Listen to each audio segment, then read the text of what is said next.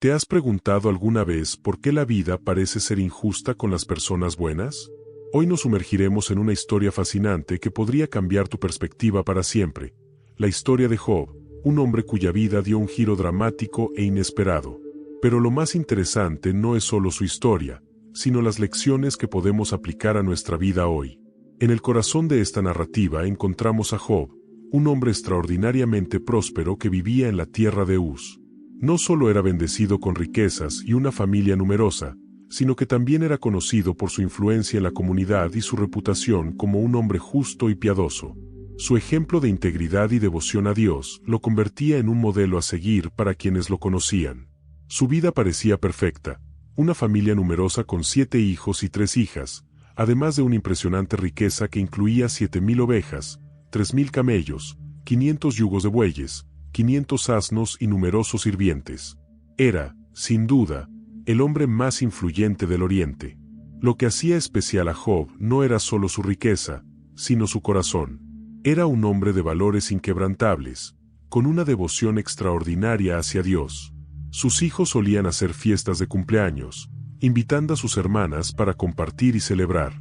Cada vez que sus hijos celebraban fiestas, algo frecuente en esta familia unida, Job se levantaba al amanecer para realizar rituales de purificación, ofreciendo sacrificios por cada uno de ellos. Su preocupación paternal llegaba al punto de pensar que quizás, en medio de las celebraciones, sus hijos pudieran haber ofendido a Dios de alguna manera, como se narra en el primer capítulo del libro de Job, versículos 1 al 5. Aquí es donde la historia da un giro fascinante. En una reunión celestial, donde los ángeles se presentaron ante Dios, también apareció Satanás. ¿De dónde vienes?, preguntó Dios. Satanás respondió, de rodear la tierra y de andar por ella. Entonces, Dios lo desafía, ¿no has considerado a mi siervo Job, que no hay otro como él en la tierra, varón perfecto y recto, temeroso de Dios y apartado del mal? Narrado en Job 1 versículos del 6 al 8. Pero Satanás, cínico, replica que la fidelidad de Job solo se debe a las bendiciones que ha recibido. ¿Acaso teme Job a Dios de balde? Tú lo has protegido y bendecido en todo, argumenta. Satanás propone que, si Job pierde todo lo que tiene, maldecirá a Dios. Job capítulo 1 versículos del 9 al 11. Dios permite que Satanás ponga a prueba a Job, con una condición: no puede quitarle la vida. Este acto subraya un punto importante. Satanás no puede estar en 2 lugares al mismo tiempo y no posee la omnipresencia de Dios, una limitación que enfatiza la soberanía divina. Entonces comenzó el verdadero sufrimiento de Job, y lo que sucedió después desafía toda lógica humana. En un solo día, como una tormenta devastadora, 4 mensajeros llegaron uno tras otro con noticias que destrozarían el corazón de cualquiera. Imagina la escena. El primer mensajero, agitado y sin aliento, informa que los sabeos han atacado, robando los bueyes y asnos, y matando a los sirvientes. Antes de poder procesar esta noticia, llega el segundo mensajero. Un fuego misterioso del cielo ha consumido las ovejas y más sirvientes. El tercero anuncia que los caldeos han robado todos los camellos en un ataque coordinado. Y cuando Job pensaba que no podía ser peor, llega la noticia más devastadora. Sus 10 hijos, que celebraban juntos, han muerto cuando un violento viento derrumbó la casa sobre ellos. ¿Cuál fue la respuesta de Job ante esta cascada de tragedias? En un acto que desafía toda comprensión humana, rasgó sus vestiduras y se rapó la cabeza, señales tradicionales de duelo, pero en lugar de maldecir su suerte, se postró y adoró a Dios. Sus palabras resuenan a través de los siglos: desnudo salí del vientre de mi madre, y desnudo volveré. El Señor dio, y el Señor quitó, bendito sea el nombre del Señor. En todo esto no pecó Job, ni atribuyó a Dios despropósito alguno. Esto se relata en el libro de Job capítulo 1 versículos del 1 al 21. Satanás, sin embargo, no se rinde. Regresa ante Dios y pide infligir dolor físico a Job, argumentando que eso lo hará renunciar a su fe. Dios concede esta segunda prueba, y Job es afligido con llagas dolorosas desde la cabeza hasta los pies. En su desesperación, su esposa lo insta a maldecir a Dios y morir, pero Job responde: ¿recibiremos de Dios el bien y no el mal? Narrado en Job 2 versículo 10.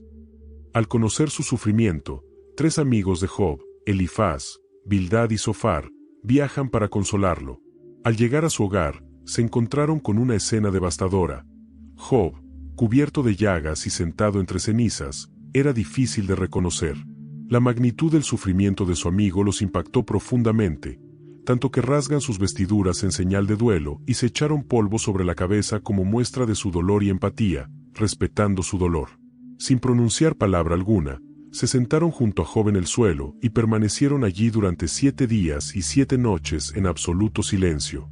El sufrimiento de Job era tan abrumador que ninguno de ellos logró encontrar palabras que pudieran aliviarlo o consolarlo.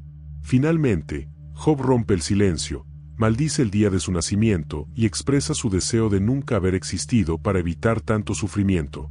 Sus amigos intentan responder, pero cada uno interpreta su dolor como resultado del pecado. Elifaz le dice que, aunque antes había consolado a otros, ahora debe enfrentar el hecho de que su propio sufrimiento es el resultado de algo que hizo mal y sugiere que el sufrimiento es una disciplina de Dios y anima a Job a buscar el perdón divino.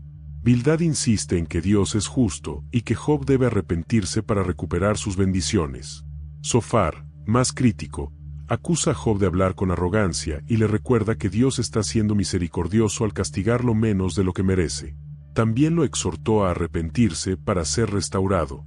Job, profundamente herido y frustrado, defiende su inocencia y cuestiona la justicia divina, lamentando que los impíos prosperen mientras los justos sufren. Aunque lucha por entender, Job mantiene su confianza en Dios y expresa su deseo de presentar su caso ante él directamente. Un joven llamado Eliú interviene, destacando que el sufrimiento puede ser una forma de disciplina y crecimiento espiritual. Argumenta que Dios usa estas pruebas para acercar a las personas a Él y los exhorta a reconocer la grandeza divina. Aunque expresó frustración por no entender su sufrimiento, Job mantuvo su confianza en la sabiduría y justicia de Dios, deseando una audiencia para presentar su caso directamente. Finalmente, Dios responde a Job desde un torbellino, marcando un momento crucial en la narrativa. En lugar de proporcionar respuestas directas al sufrimiento de Job, Dios lo desafía a reflexionar sobre la inmensidad de su creación y la profundidad de su sabiduría. Con una serie de preguntas retóricas, Dios subraya la diferencia entre su perspectiva infinita y la comprensión limitada del ser humano.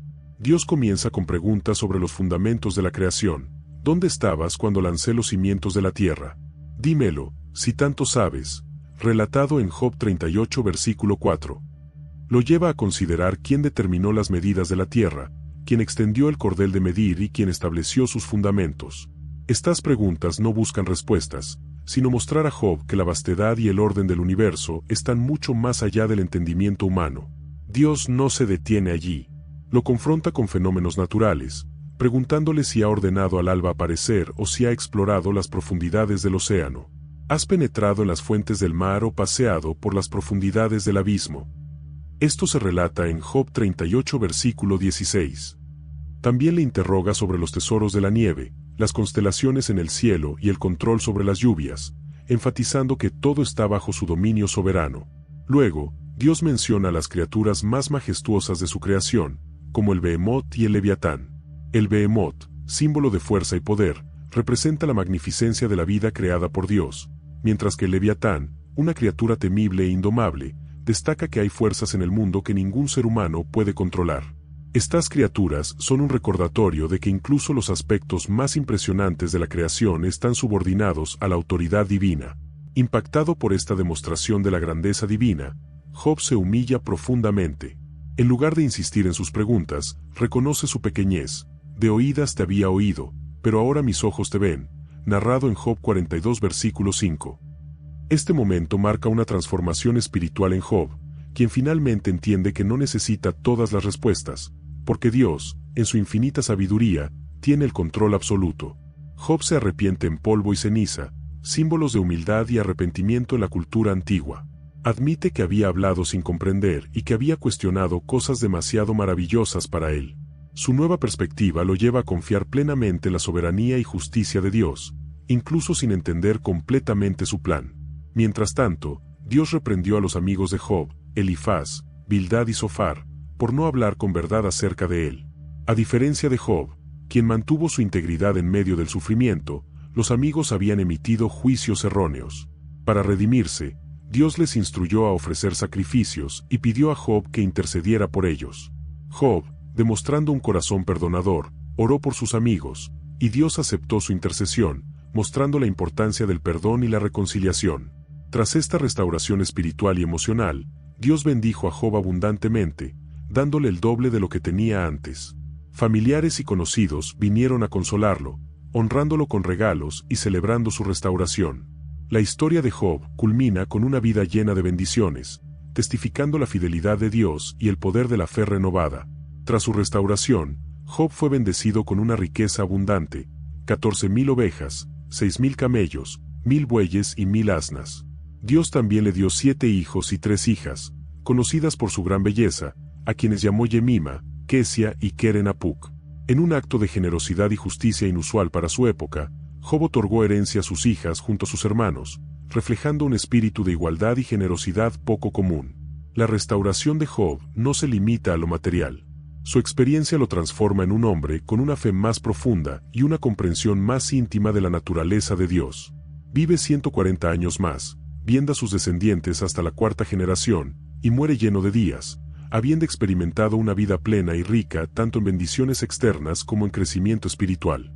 La omnipresencia de Dios es central en esta historia, mostrando que, aunque no siempre comprendamos el panorama completo, Él está presente y tiene un propósito detrás de cada situación. En medio de su dolor, Job enfrenta una pregunta que nos desafía a todos: ¿puedo seguir creyendo en un Dios bueno cuando todo parece ir mal? Este es el corazón del libro de Job. Aunque su sufrimiento físico era intenso, y su aislamiento social lo convertía en un marginado, el mayor dolor de Job era espiritual. Sentía que Dios estaba lejos, como si se hubiera olvidado de él. Pero incluso en su desesperación, Job clama a Dios, anhelando una respuesta, un encuentro, una conexión. Cuando finalmente habla con Dios, las cosas no ocurren como Job esperaba.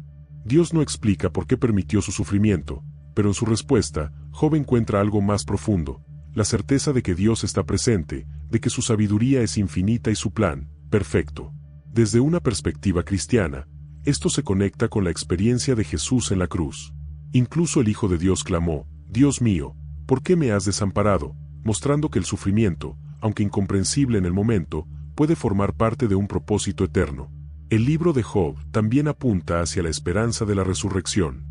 En la versión griega del texto, se añade un versículo que indica que Job resucitará junto con aquellos a quienes el Señor levante.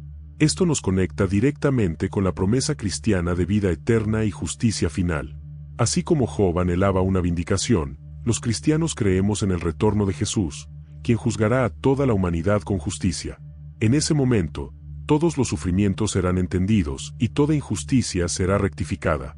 La historia de Job es un recordatorio de que el sufrimiento no tiene la última palabra. En lugar de enfocarnos en el porqué, debemos confiar en el quién, un Dios soberano, amoroso y justo. Job nos inspira a mantenernos firmes en la fe, incluso cuando la vida parece no tener sentido. Gracias por acompañarnos en esta reflexión. Nos vemos en el próximo video, donde continuaremos explorando la sabiduría y la verdad que nos ofrece la palabra de Dios.